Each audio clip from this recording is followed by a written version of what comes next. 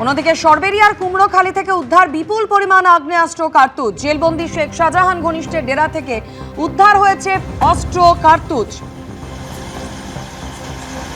ফের একবার সরবেরিয়ার কুমড়োখালী থেকে উদ্ধার হয়েছে প্রচুর আগ্নেয়াস্ত্র কার্তুজ। জেলবন্দি শেখ শাহজাহান ঘনিষ্ঠের ডেরা থেকে উদ্ধার হয়েছে এই অস্ত্র কার্তুজ। শাহজাহান ঘনিষ্ঠ রমজান শেখকে নিয়ে তল্লাশিতেই উদ্ধার হয়েছে এই আগ্নেয়াস্ত্র। ময়ূক ঠাকুর চক্রবর্তী আমাদের প্রতিনিধি এই মুহূর্তে আমাদের সঙ্গে টেলিফোন লাইনে রয়েছেন। ময়ূক, পুলিশ সূত্রে কি জানতে পারছো? দেখো, বেঙ্গল এসটিএফ এর তরফ থেকে এই অভিযান হয়েছে গতকাল, এবং বেঙ্গল এসটিএফ এর যারা গোয়েন্দা তারা রমজান শেখ, কিছুদিন আগে রমজান শেখকে বেঙ্গল এসটিএফ অ্যারেস্ট করে।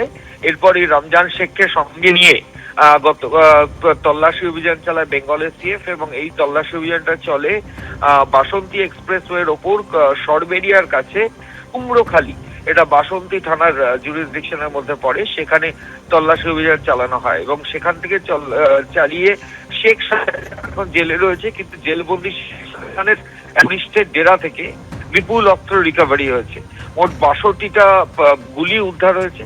এছাড়াও লং আর্মস এবং ছোট রিভলভার এগুলো রিকভারি হয়েছে।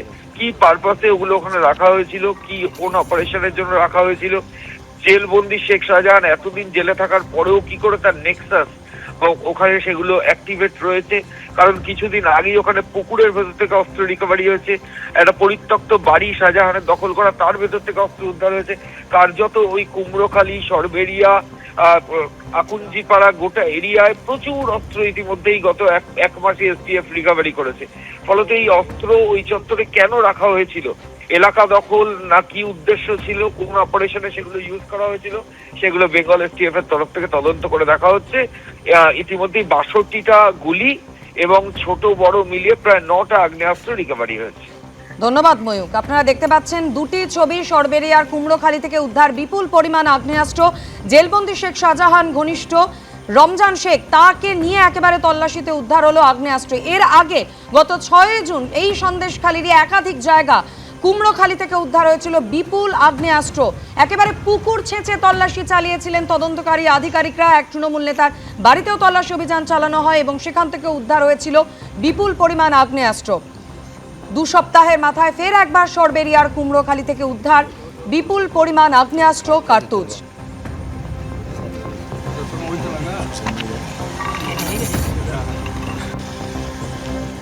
আর অন্যদিকে আরও মামলার জলে অভিষেক বন্দ্যোপাধ্যায়। আমফানের ত্রাণে দুর্নীতির অভিযোগ দায়ের ফলতা থানায়।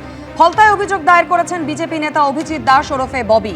ফলতা ব্লকে মৎস্যজীবী ত্রাণ ও গৃহ নির্মাণের ত্রাণে দুর্নীতির অভিযোগ। আমফানের পর 47 কোটিরও বেশি সরকারি অর্থ বন্টনে বেনিয়মের অভিযোগ। উপভোক্তা তালিকায় ভুয়ো রেকর্ড, একই পরিবারের একাধিক সদস্যের নাম, সরকারি অর্থ আত্মসাতের সম্ভাবনা, এই অভিযোগ উল্লেখ বিজেপি নেতার। নিরপেক্ষ এফআইআর এবং পূর্ণাঙ্গ তদন্তের দাবি জানিয়েছেন বিজেপি নেতা। অভিযোগে নাম সাংসদ অভিষেক বন্দ্যোপাধ্যায়, তার ঘনিষ্ঠ জাহাঙ্গীর খানের। পাশাপাশি অভিযোগপত্রে নাম রয়েছে ফলতার তৎকালীন বিধায়ক শঙ্কর কুমার নস্করেরও। এবিপি আনন্দ, এগিয়ে থাকে, এগিয়ে রাখে।